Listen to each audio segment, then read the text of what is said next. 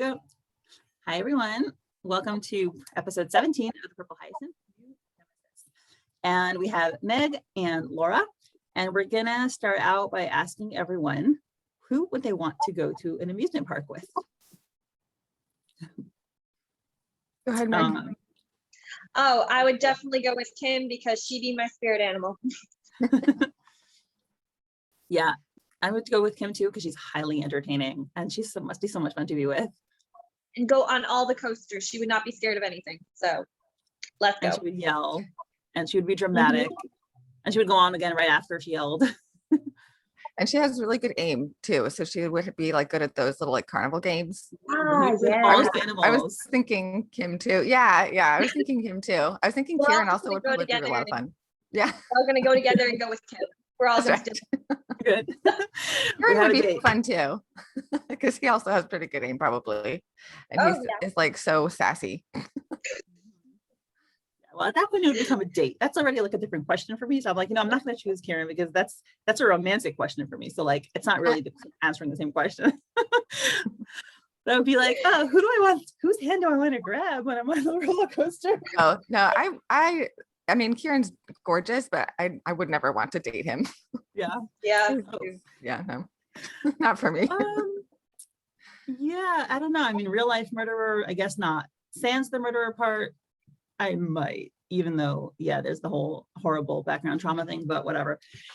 Took my chances once, so, Probably wouldn't, even like Sans murderer part, I probably still wouldn't want to date Kieran, just because he would like get under my skin too much. He'd be a little too irritating for me. So like people like Minnie's Will. just gonna hug it out. Yeah, I don't know. I like people with personality. Like Will is a doll and he's such a good person, but he's like too flat for me. He's too good. Like he's like, you gotta have some sass. That's what I think anyway. That's what I like. But well, I think Kieran's the type who like knows your buttons and like intentionally pushes them. Probably. Shoot. Yeah. Oh well. Like Anyway. you like personality, and I think if I remember correctly, the secondary person you said you marry was Lucas. So No, kiss. But that was because I was like, oh. I couldn't choose. Yeah, we in the video that we made, Laura, we had to choose like kiss, marry, kill. But the second round, we had to choose only not the main four. And I'd already chosen who to marry, which was Dakan because I like him. And then I had to choose someone to kiss. But I didn't really care at that point who I kissed. It just had to be someone male, like close to my age, really. Like, so I was like, whatever, Lucas, I guess. I wasn't interested in kissing anybody else. But because I'm, like I said, I'm not interested in women, I was like, well, I'll just go with Lucas. So anywho, let's start the chapter. So new Nemesis starts out with a view of 𝗏𝗏𝗡, looking very pretty. There's a lot of purple hyacinths everywhere. There's like, I guess maybe Kieran can get his, there's like, I see some growing in like the field near the castle. It looks like it's near the castle, or maybe it's just it looks like it's on the roofs, like the roof. Mm-hmm. Yeah, on several roofs. Yeah, maybe it was supposed to be brown and it didn't get colored. Like maybe it's supposed to, because I do see some green there. I don't know. Yeah, who knows? Hard to tell. And then there's people have purple hyacinths in their windows, like a lot of people do. So it's a national flower, and I guess people use it. And then we see we're at the APD. We focus on the doors. Lauren looks outside and she says, I think to herself, I can't believe it's working.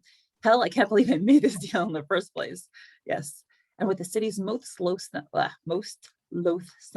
criminal, don't know if I'll ever stop hating myself for that. So yeah, at this point in the story, she's definitely has not accepted what she has done. Yeah. And sorry, go ahead. If the police ever find out, I'd be better off dead. And yet our deal is sealed and it might work out better than I expected. I can't stop now. So before we continue, I just think it's such a juxtaposition, this opening, because the last couple chapters were all at night. So I'm guessing this is like the next day, the morning after McTrevor was arrested. And it's like, it's a new day. There's so much hope. She's so excited about what happened. And it just is like, it reminds me of the line Kieran said, we could work on both sides of the law, on two sides of the law of me. So it's like another, like at Lune at night. And then here she is at the police precinct the next morning. It's kind of like a little bit of whiplash from like one to the other. First you're like Yeah. outside of the law, then you're enforcing the law. And then she Right. comes in, and I guess, like you said, it's morning, but all I can fixate on is the clock behind her says like 5 o'clock. 5 So o'clock, Yeah. I I noticed that too. every single time. It's not the first time. Sometimes it has normal hours, like 5 o'clock in the end, and they leave and Yeah. whatever. But sometimes it's like they're at 6 a.m. I'm like, what is wrong with you people? Presumably, let's just chalk it up to an error, because if not, these people are workaholics of the worst order.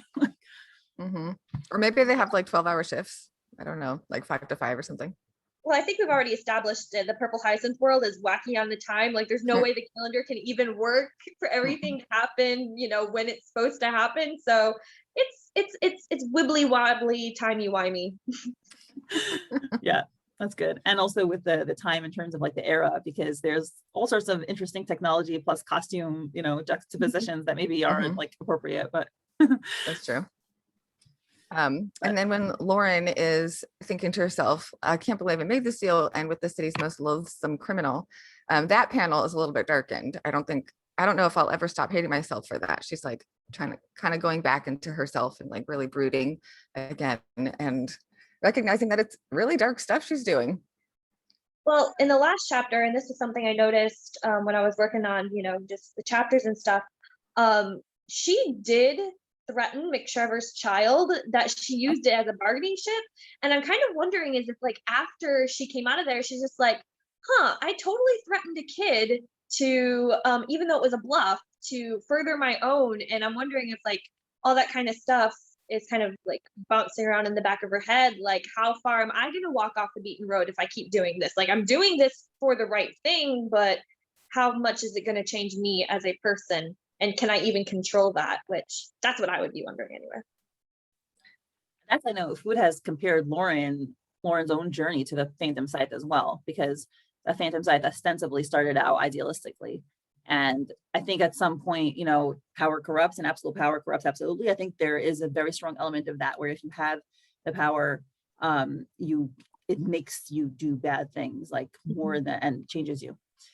So yeah. So anyway, so she walks in the office and everyone's, you know, standing around and looks like they're all animated by one topic. Well, do we have it not yet? Okay, no, never mind. So sorry, that's my mistaken impression.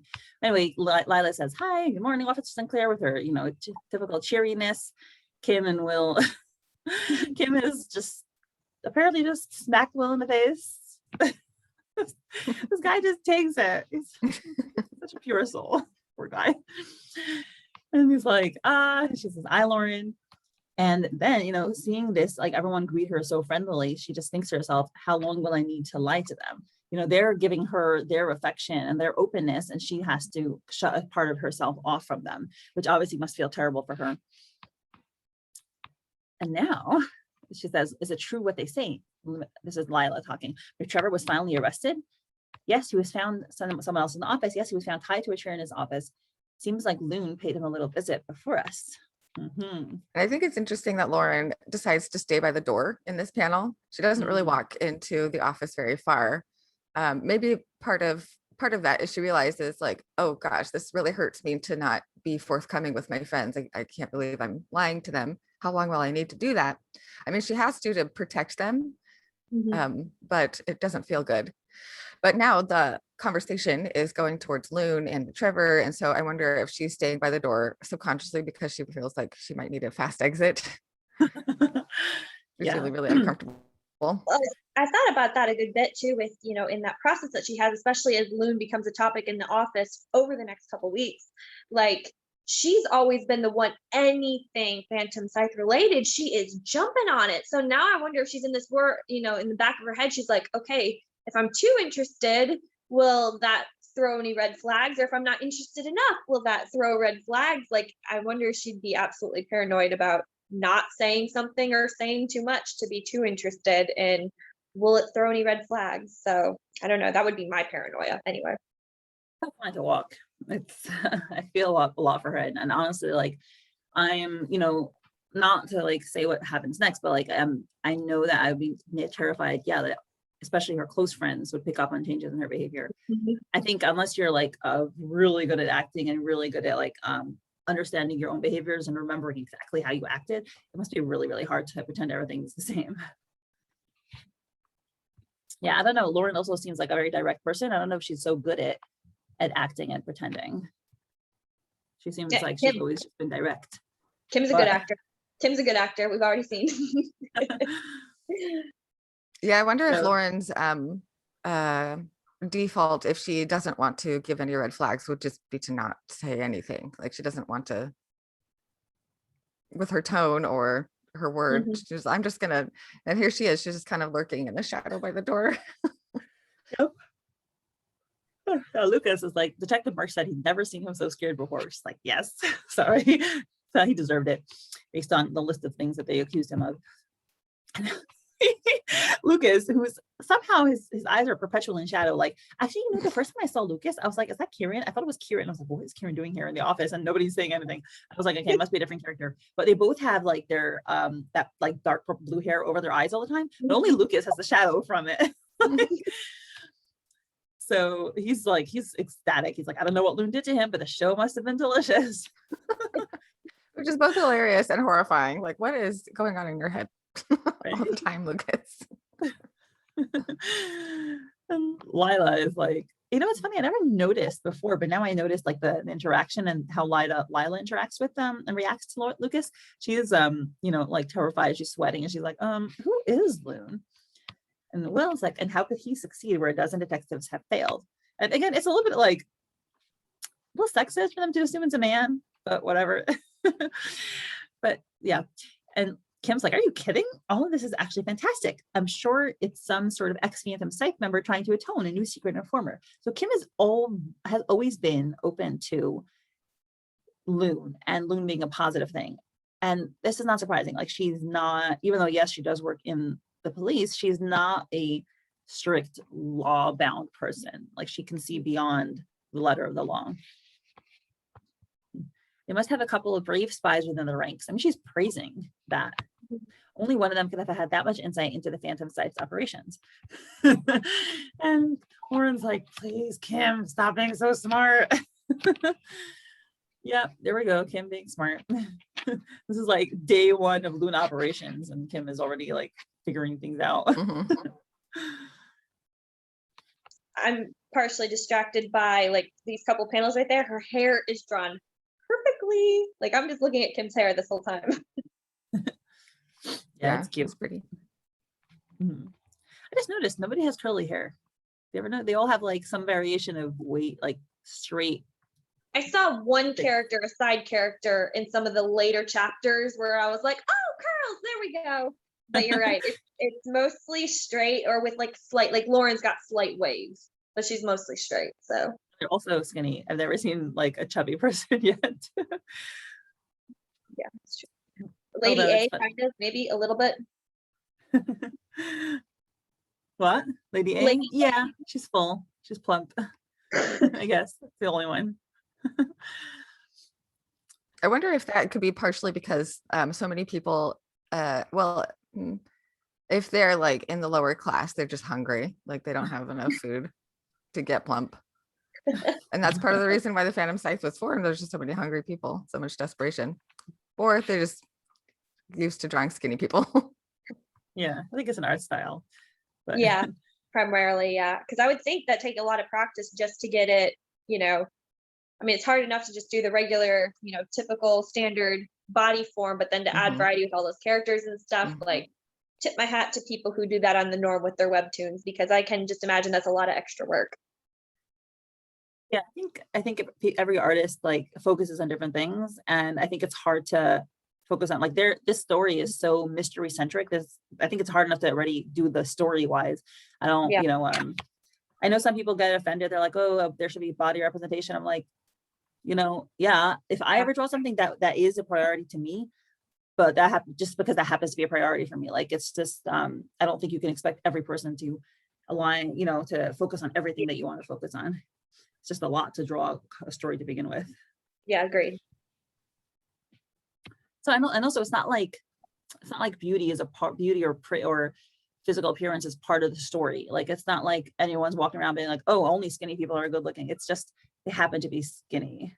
you know, Yeah. so it doesn't play a role in the story. Like body type doesn't really play a role. So anyway, Harvey, Mr. Cutie, says maybe Lune is a rival merchant dealing for the Phantom Scythe. They compiled all this information over the years and decided to leak it. And that's, now we have an introduction, Officer Harvey Wood, Patrol Unit, 𝗏𝗏𝗡 Police Department. And we've seen him in the prologue already. And this is a really smart observation. I don't know that I would have thought of that myself. Like, oh, maybe it is a rival business trying to take him down. It's a good speculation. Good one, Harvey. At this point, it's been 10 years since the train station tragedy. So what has the Phantom Scythe been doing? Well, I guess at this thing, the only thing that they've been fully aware of is there's been a lot of like illegal dealings. So I guess it would make sense for it to be more of a merchant and kind of economy thing rather than a terrorist organization at this point with the Phantom Scythe. So that's smart on Harvey. Kim says, you know, recognize that. She's like, you're right, Harvey. He'd be hiding under a pseudonym because of all the shady business he's also involved in to get weapons, the weapons contract for himself. And she also like throws her hand out. It looks like she again hit Will in the face, or he had to move his head out of the way because he's making some kind of face there. It seems like she does that a lot. She's like all in Will's personal space. Yeah, and I feel like he's the kind of person who normally hates it, and he says he hates it, and he's like, oh, Kim, stop it. But really, he likes it. He just doesn't even really know he likes it yet. Yes, I agree. Like if it was someone he really didn't like, he would not hang out with them so much. He wouldn't be right next to them, which he is. Yeah, I think it's so funny. It's not, it's how do I say it? It's in the visual language here where she's in his personal space and he's annoyed, but like moves her hand out of the way, but they're just having this other conversation. I really like it. It's like it's something you would see like in an actual conversation with people. If you're standing around with a couple friends, there's a lot going on in what you're saying, but there's a lot going on in your body language too. Yeah. So Kim's officially the friend that talks with her hands. Yeah. Love that. And yeah, Will, like you said, I didn't even notice. I didn't know he was pushing it. I thought he was just like defending himself, but could be he's pushing her hands away. And he has like the anger mark. And he's like, in any case, the file is surely the work of a specialist. I've heard the IU investigative unit guys talking about it.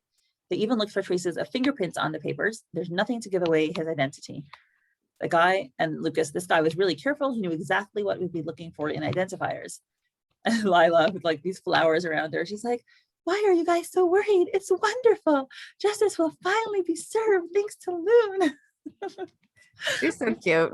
I think it's interesting that she used the word worried. Kim didn't seem worried. Lucas didn't seem worried. They both seemed like really excited about Lune.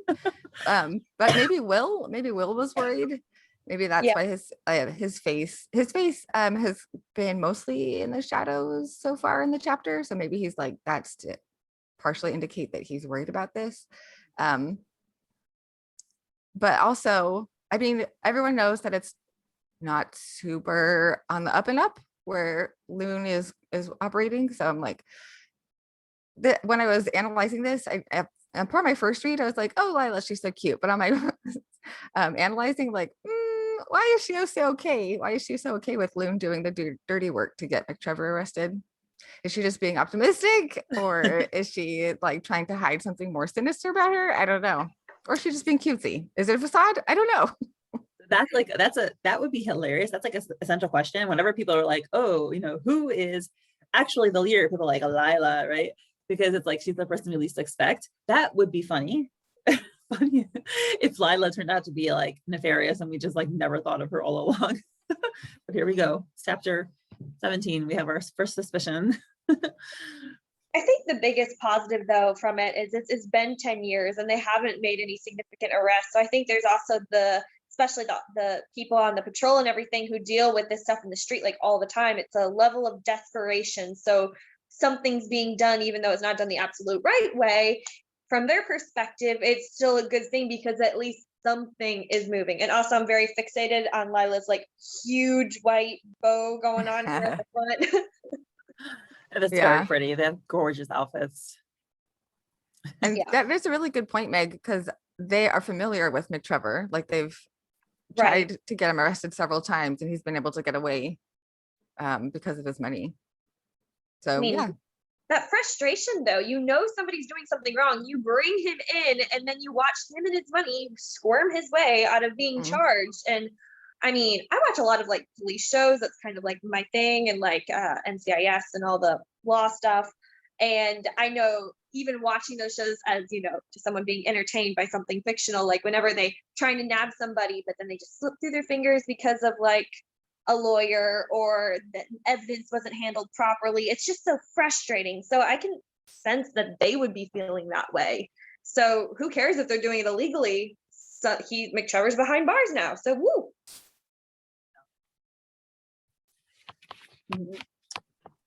And then somebody walks in, and it's interesting because it's framed. It's not framed from the top, it's framed from the bottom, and we just see this person's shoes.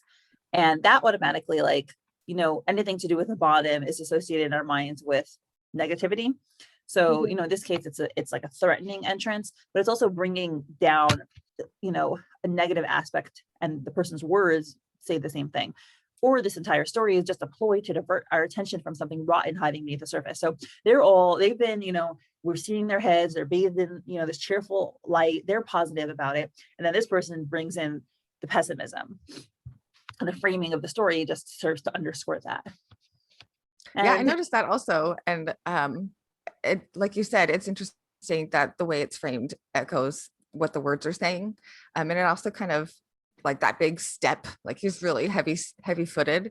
And it kind of like, on the one hand, maybe, I don't know, he seems kind of sinister. So maybe he's secretly part of the Phantom Scythe. I don't know about that.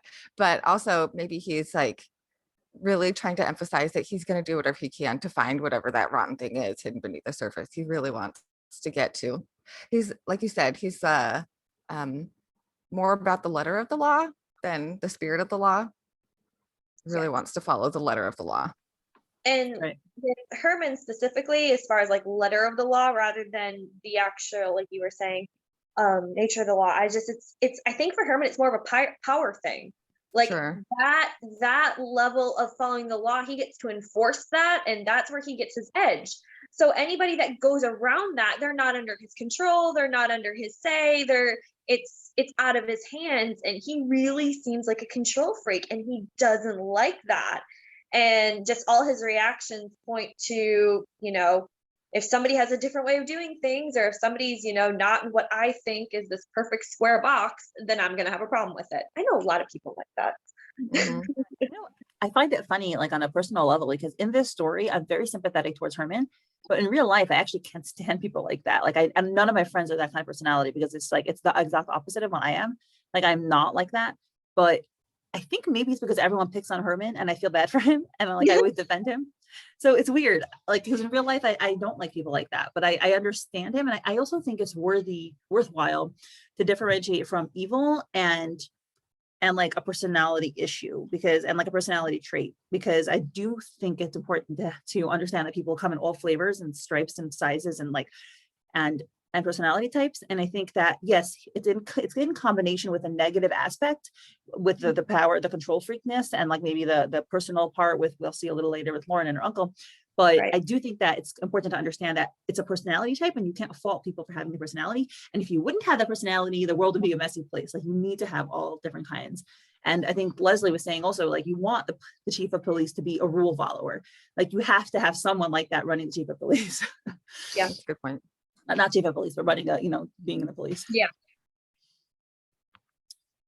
So, and he continues and says, Lune has yet to reveal his face, let alone his true intentions.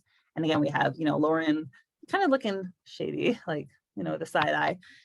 And it's naive to put this man on a pedestal so quickly. He's kind of passing by Lila, and he's casting a shadow over her.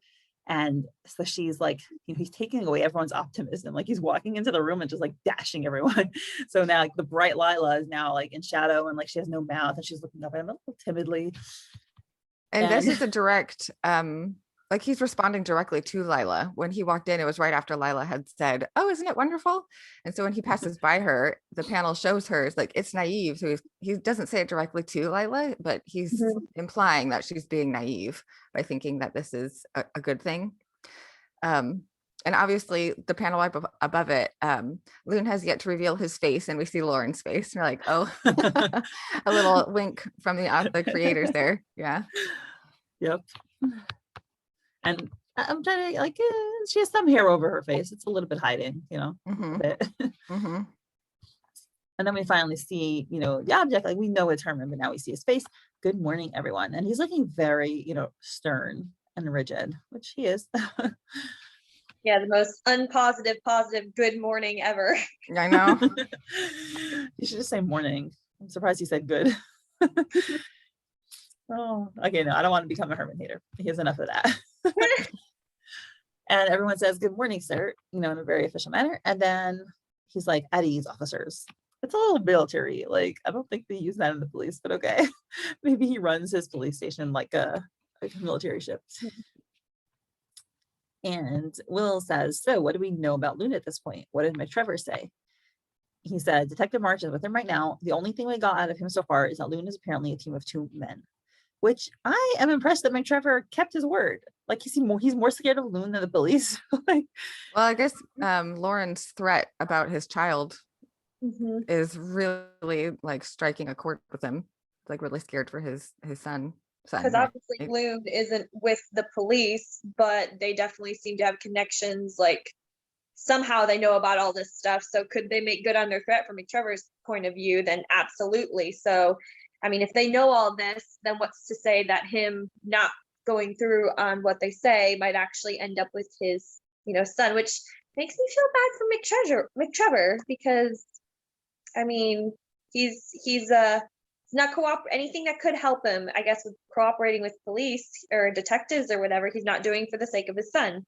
So, Well, I mean, he also is a pretty terrible guy. He's done a Well, lot yeah. of shady things.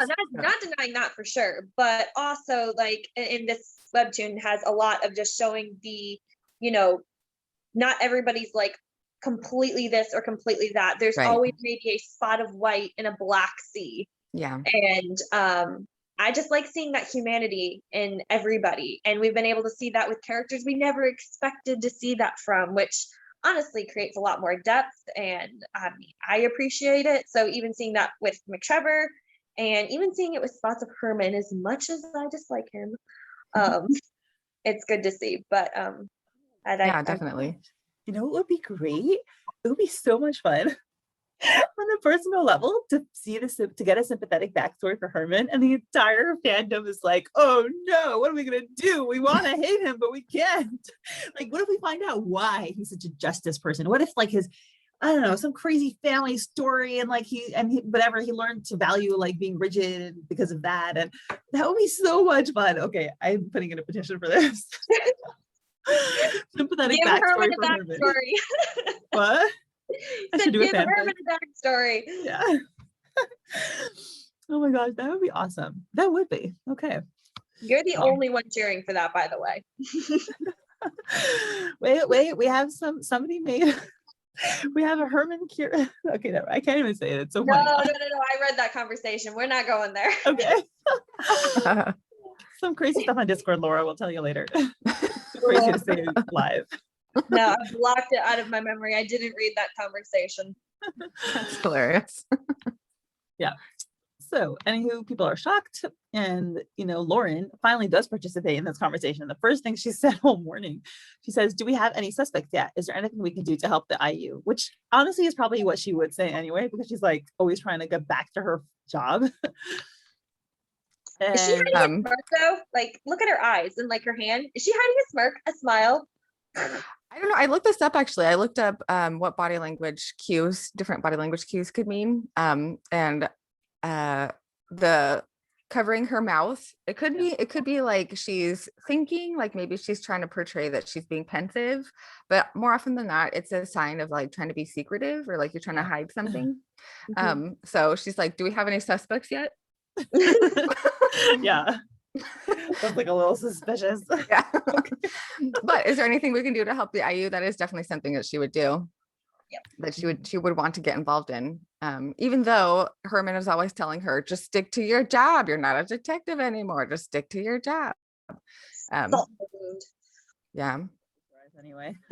Sorry, what was that? Yeah, I'm surprised he doesn't. His response is not personally directed at her. Like, it's not mean. It's a normal response. He Yeah. says, no, not for now. Whatever we do, it'll have to be discreet. That's what I wanted to talk about. The last thing we need is the public getting carried away with this masked vigilante showing up out of nowhere. Consider that information top secret until the trial. We'll deal with the official announcement then. Okay. And Lauren asks, and what'll happen to McTrevor in the meantime? Can Lune's evidence be used in court? Which something she's probably personally interested in. And he says, And Lune's her, work. sorry, What? her hand comes away from her mouth also. She's not trying to hide anything anymore. Right, she's actually interested. And he says, Lune's work is eerily complementary to what we already had in our archives. Everything in the file already had serious detective work to support it. Detective Marsh thinks we can replicate it in time for the trial and present that file. He will appear before the judge tomorrow and face all the charges he's escaped in the past years. And we see, you know, like a courtroom in his mind's eye or whatever. In normal circumstances, further investigation would be required before Lune's work could be considered actual evidence, but the IU reproduced and verified everything. We have McTrevor looking like it's I guess a visualization of the trial. You know, he's like in anguish because he's probably just been sentenced. And the final decision of the judge will probably have to wait till identify Lune. There's an image of a gavel, which I'm surprised about that. I'm not sure why would that be necessary if they replicated all the evidence, but whatever. But McTrevor will most certainly be incarcerated in the meantime. And we have McTrevor behind bars. And then we have an image of Herman looking very aggressive. He says, whoever or whatever Lune is, he will not be able to hide in the shadows for long. I will not tolerate being toyed with by a coward hiding behind a mask. Yeah, this is a part where it gets like to his personal power trip, or I don't know if it's a power trip so much as the need to feel in control and the need to know everything. Like, I don't think he's a person who deals with unknowns very well. Yeah. I think he needs to feel like he understands everything that's going on. And like, he probably feels powerless and probably does not like that feeling. He also probably suspects somebody in this precinct. And so saying this, whoever, specifically saying whoever or whatever Lune is, like, even though McTrevor has said it was a team of 2 men, he is a little suspicious still, especially going to the next panel when he turns and looks at Lauren. If he is as half as smart as he pretends to be, he should know that my patience is very thin and that whatever crimes he committed to assemble this file will not be overlooked. I will make it my personal mission to catch this individual and put him behind bars for good, maintaining eye contact with Lauren the entire time. Yeah, not great. Whoops. Goodness. There's another like well, we go like a couple of chapters back. Well, I think it was like chapter 6, 7, 8, somewhere around in there, where he's like harping on Lauren to keep her personal feelings out of this. But with this, it seems like it feels so personal for him, and like he's so passionate about it for like what you said, Laura and Mindy, just for those reasons, that control, and it's not in his lap anymore. And I don't know if it's necessary suspecting Lauren, because I think Herman would totally be the guy that'd be like, oh yeah, definitely 2 men. So I don't think it's so much of he's looking at her specifically. Because when he's looking at her, he's like, my patience is very thin. Like, hey, you know this, Lauren. You had personal experience with this. But I also think that at that point, he's already come to the conclusion that, okay, someone in here sus. So I'm going to let them know exactly what they think. And then also, I think I saw it on Soft's story like a while back. She made a funny comment. She's just like, Herman's like the only person that I consistently try to draw ugly. Just like me. The thick lines, the wide mouth in that one panel where it's just like, ah.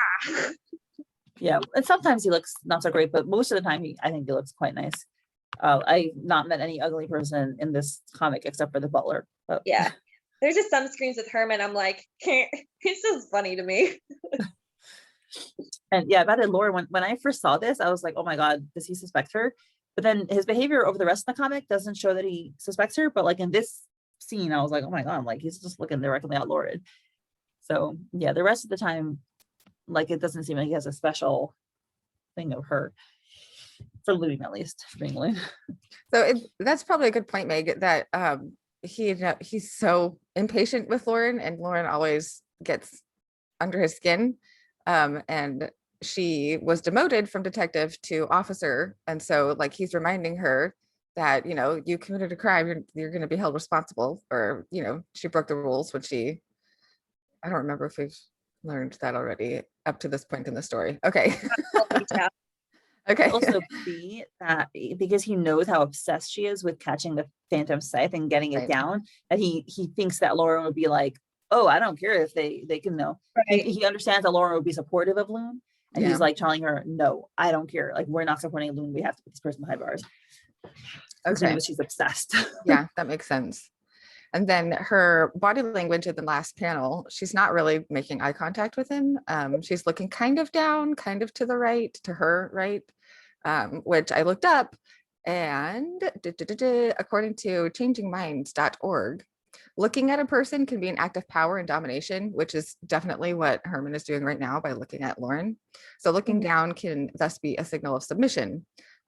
So I don't know their exact relationship, but it seems like Lauren would typically have something to say in response to that. But maybe right now she's recognizing she just needs to submit. It can also indicate that the person is feeling guilty, which I'm sure she is. Looking down and to the left can indicate that someone is talking to themselves, but she's looking down and to the right, which indicates that she's attending to her internal emotions. And maybe she's a little bit preoccupied by her guilt or trying to be sneaky with everyone around her. And if she was making eye contact, oh, sorry, go ahead. Oh, no, I was going to say, I think it, like, from when I first glanced at it, I think it felt more like that panel was for the reader, especially the way it's faded out. But I kind of feel like she's staring right at him, like what you were just about to say. That's how I look at it anyway. Maybe it's hard to tell exactly because they're not the same height. But like maintaining eye contact, that could be like that can be threatening. That could be a way to like be intimidating back to someone if someone's trying to be intimidating to you. So breaking eye contact can indicate that something has just been said that makes the person uncomfortable. So I don't know, maybe she is making eye contact with him right now. I think she kind of looks like she's looking down a little bit, like not to the floor all the way, but definitely not at his face. Okay. To me, it looks like the left eye is looking at him, but the right eye is looking down. It's a little bit of a mismatch. So I can see why both are reasonable.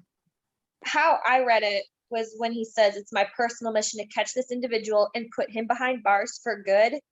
In that panel, and I can remember when I first read it, it kind of like, I looked at it, she was staring at him directly, and it was kind of like an unspoken, oh yeah, just try me. You can try, go ahead. Kind of almost like a dare, like she's rising to the challenge kind of thing. And I don't know if this is a good place to put this in here. This is something, of course, at this point in the series, this was well over a year ago now, episode 17. And the theorizing for me was just like kind of barely there. But at this point, I was already thinking there's got to be something, and I've said this before in like other podcast episodes, but I really think there's got to be more to Herman's dislike of Lauren than her actions, because it does feel like more in depth, and it doesn't feel so much against, I don't think it's her. Like, I feel like there's something else there, whether it's a relation to the chief of police, her uncle. It feels like he's like what Kim said in an earlier chapter. He feels like she's being singled out. And I feel like it's more extreme than it should be. And I think that there's a secondary reason there that we don't know yet, which maybe might lead into that backstory that you want for Herman so bad, Mindy. But I think there's something there, especially in the first couple chapters of this. I think the authors really put in stuff that they're going to call back to later. So Kim's saying, this is really weird. He's calling you out like he's never done to anybody else. Why is that? I feel like there's more there, and that we might come back to that. I hope we do, because I would like to think that there's more to his hatred or dislike of her than just her mistake. That would be great. Yeah. It's great. It would be great to have more backstory in both ways, in any way, every way, always. Yeah, that's a really good point, Meg. His interaction with different people in the precinct. I think because going back to to when Will asked, so what do we know about Lune at this point? What did McTrevor say? Like if Lauren had been the one to ask that, maybe Herman would have been more snippy with her and like, just stay focused on what you need to do. But because Will asked it, maybe he was more open to answering him right away without any hesitation or anything. I just had a theory about Herman that relates to another theory that other people have said, but I can't say it because it's like way later. But yeah, we could talk about it afterwards. Okay. It feels like a short chapter, this one does. It feels short. Yeah. The comment on this one from the creator's notes is, Lauren is me when I look at you guys theorizing about pH right in front of my face, which is very true. Like I watch the streams and we definitely like theorize in the streams, and it's like, I wonder how she feels just like holding herself back from saying like, oh my God, you guys are so wrong. Or That's gotta be fun for an author to watch a bunch of people like go crazy and spend lots of thought and just trying to unravel, and you're just sitting back there like, I know all the answers. Yep. So. Well, do you guys have any last thoughts on the chapter? I do. Hold on, let me look at my notes again real quick. Boop, boop, boop, boop. Oh, okay. So going back to Will asking, so what do we know about Lune at this point? What did McTrevor say? Throughout the whole chapter, he is not speculating really a whole lot about Lune. He just states the facts and asks questions while everyone around him is like, oh, Lune could be this. Oh, Lune could be that. Oh, Lune could be this, which I think is an interesting character trait about Will. That creative. Not that creative. Yeah, I think he's probably a facts guy. Like he can see what he sees. I don't know if, and maybe follow through on if rules are given to him and processes are given to him, he can follow through. I don't know if he's that creative. Could be. Brings me to another thought, but we'll have to wait because it's future chapters, so I can't say anything. Okay. And then the title of this episode, New Nemesis, I think has new meaning after you read it. I mean, obviously, but like you get to the end of the chapter and Herman is like so intimidating and so clear about he is not happy with Lune, and he wants to make sure that they get caught and they get the consequences for their actions. So is Herman the new Nemesis? Right? Yeah. Well, yeah, it's pretty personal. Yeah, I know. It's a harsh reaction. It's more than I expected, even from Herman. Yeah. Well, do you guys want to end off with choosing the one word that this chapter, evokes in you? Like what hops out of you is one word to describe this chapter? Ooh, make me go laugh. Okay. Let's see. Okay, I got it. Okay. Yeah. Go ahead, Meg. I'm still trying to formulate my thoughts. Either like intimidating or intimidation, because I feel like that's what Herman is doing this entire chapter. He's just radiating it. Yeah. The word that comes to me is the obfuscation, which is what Lauren is going to have to do from now on. And I think that's like must be very, very hard for her. I guess for me is buzzkill. Yeah, because Lauren was so optimistic, so happy at the beginning of the chapter, and she was like hopeful, and the people in the precinct, her coworkers, some were a little, like, oh, this is kind of not good, but some were like, this is a good thing, and cute Secretary Lila, she was like, this is so great, and then in comes Herman, and just like you said, Mindy, just drops everything. I mean, it's so negative. It's like bring it way down. He's a buzzkill. True. Maybe I'll start doing like Instagram every time I post the story. I'll do if that chapter we did this one word description thing, which I tend to do if I remember, and if it's not like too long, maybe I'll do like an Instagram story like what's the one word you would describe it with. That's a good one. Anywho, thank you so much. It was a pleasure as always a pleasure to get together and discuss pH, and thanks for having us. See you next time. Yep. Bon way. Good night. Good night.